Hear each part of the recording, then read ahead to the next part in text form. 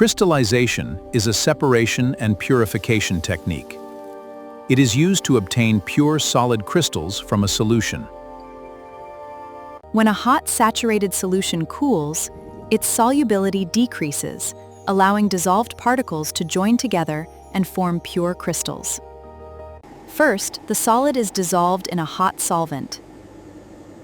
As the solution cools, pure crystals separate. As the solution cools, pure crystals gradually separate from the solution.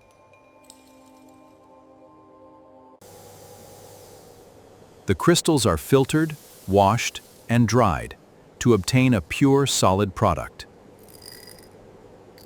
Crystallization is widely used to obtain highly pure solids.